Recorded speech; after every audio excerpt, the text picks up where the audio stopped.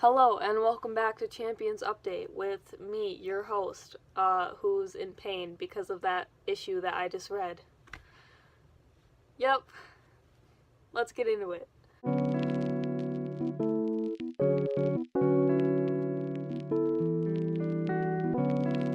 Okay, so in the first issue, which we discussed in the last Champions Update, there was kind of a scene that was cut where I talked about it pretty briefly, where I kind of didn't know what went down at first because there was all of a sudden that page with all the destruction on it, and then it kind of just cuts to the champions having saved the day.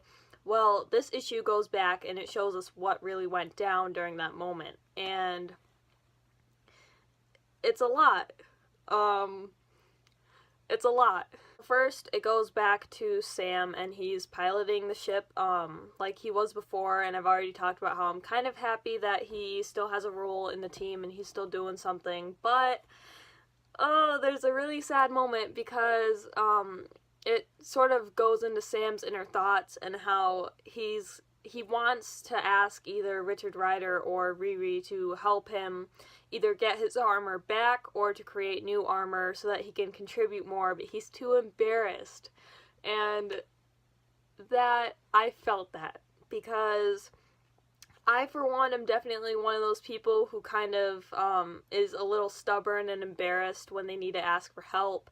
So seeing Sam feel that as well is like, I feel you, buddy. I really, really, really do. And we also get a line where it says that as Nova, he felt like he could take on the universe and he felt really powerful, but now that he doesn't have his armor and he's not really Nova anymore, he feels kind of, grounded and like he's not really contributing as much as he should have. And again, like I said, last Champions Update, I really want Sam to be happy. And I'm really hoping that sometime maybe at the end of this arc we can see him get his powers back, or maybe even just learn to accept that maybe he's not going to get them back, but he's still not less of a important figure in the team because of that. I think that would be really nice to see him just kind of be like, yeah, I'm not Nova, that stinks, but I'm still a really sick dude.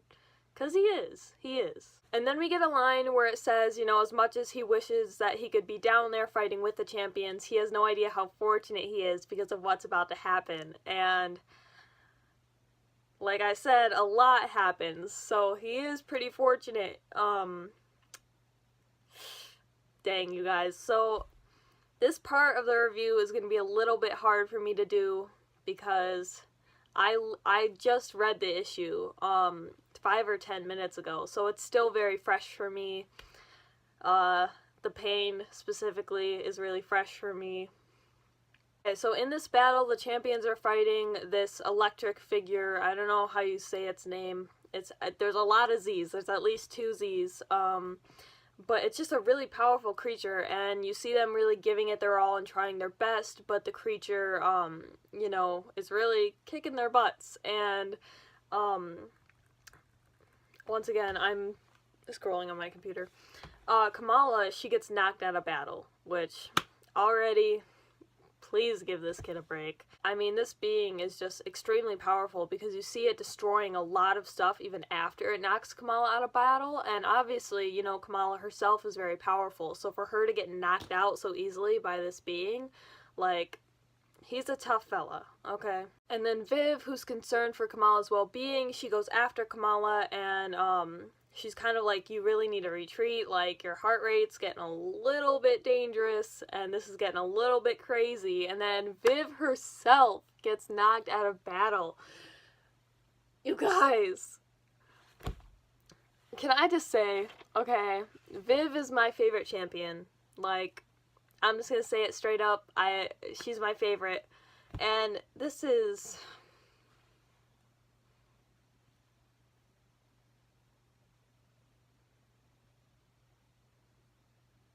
like the 4th time we've seen her killed, okay? And it's not fun for me. It's not great seeing her die so many times and so painfully. And then the creature goes on more destruction, and there's like this huge like thing that happens, and Kamala's in the way of it. And she gets hurt more than she was hurt previously. And then the real kicker here, pain-wise, is that not only do we have to see Kamala and Viv be knocked out of battle, but we get to see Miles and Amadeus finding them. I'm in pain, if you can't tell. Specifically, I hated the panel, seeing Amadeus holding Viv's dead body. That wasn't too fun for me, let me tell you. That hurt quite a bit. That, tugged on the heartstrings. That did. My dog just walked in. Roxy, come make me happy.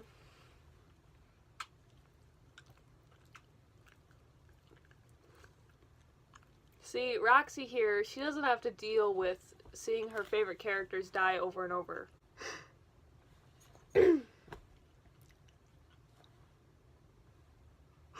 Okay. Here, I'm gonna scoot over so you can see Roxy. Okay, so, we see Miles, he's digging through the wreckage. Obviously, he knows that Viv is done, and he's like, he really wants to find Kamala. And then it cuts to this flashback scene, which is even more painful. We see, it's a really short flashback scene. It's only about 2 panels long, but it really packs a punch, because you see Kamala and Miles first meeting, and they're all excited, and they're like, oh my gosh, like, I'm Miss Marvel, I'm Spider-Man, and they're just so happy, and seeing that moment contrasted to what is going on, aka Kamala dead, essentially, that hurts. My dog left, so I've scooted over now. Continuing on, so yeah, Miles finds Kamala dead. It hurts. It really does. Especially the big, full-page panel of him holding her dead body. But then, because, you know, Jim Zub, he wants to kill me, specifically, apparently, we also get a flashback to, what I believe is the moment, after Viv comes out, to Amadeus in Champions number 8, I think, of the first series. And, again, it's a short 2-panel flashback, but it hurts so bad. It hurts so bad, you guys. So, you know, we've got all this painful stuff over with, you know, the basics, you know, friends holding their other friends' dead bodies and pleading with them to get up. Not that big a deal, right?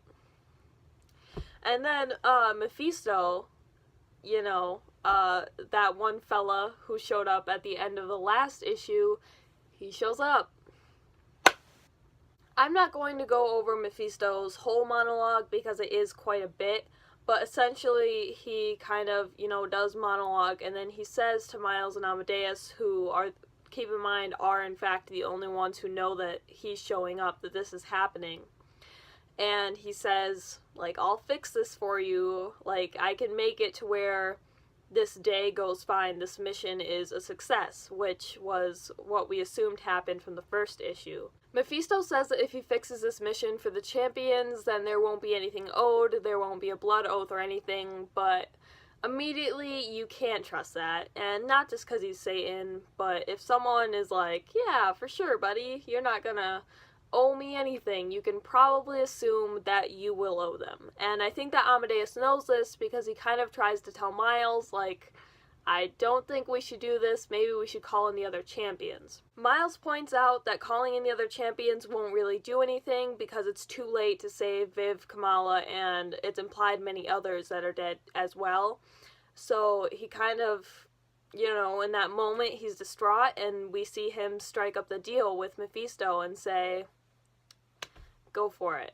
Save, like, fix this for us. So we see Mephisto, you know, put the deal into action and fix the day, and this is quite a big moment because you can actually see other big I guess you could say supernatural Marvel figures such as Doctor Strange even like sense that this is happening, that Mephisto's making this big change. So obviously, like, it's gotta be a big deal. After Mephisto puts a plan into action, we see what we saw in the first issue, where the champions are in fact successful and are just going back to the base, where Kamala's gonna give her a nice little speech. But then the last panel happens, and it's quite a big one, because you see, whereas earlier in the issue you saw Kamala's dead hand with blood dripping from it, it's now been replaced by someone else's hand. Now, we should go back now to what Mephisto said earlier about how nothing will be owed, there won't be any, like, exchanging that will need to be done, but obviously there must have had to been, because someone's life has been taken instead of Kamala's. Now, onto my thoughts about the issue. I've already kind of said throughout this whole video that I'm in pain. And this issue was very painful to me, seeing the champions go through that and knowing that that's probably not the worst that's going to happen this arc. Not fun. Overall, despite the pain, I did think that this issue was good, very good specifically on making you feel pain, Mr. Zub. Thanks for that. But also, it was very good at making you really see the attachments between the champions like Amadeus and Viv and Kamala and Miles, and seeing how far that they would go to protect their friends and how far that they would go to save the day. And boy, do they go far. Making a deal with Satan. As for the rest of this arc, I predict that we will see Miles have to do stuff for Mephisto. Probably, I think he'll have to fight the rest of the champions. Either that, or the champions will find out what he did, and it'll have an effect on the team's trust and bonding and friendship. I just want to close out this Champions update by saying a very big thank you to you guys. I posted my last Champions update a month ago when issue 1 came out, and you guys were very supportive. You guys left so many nice messages, and it really made me happy, and it really gave me a lot of confidence for making this one. So hopefully next time I can do even better in improving the quality, and, you know, maybe I'll come up with some other video ideas. So thank you.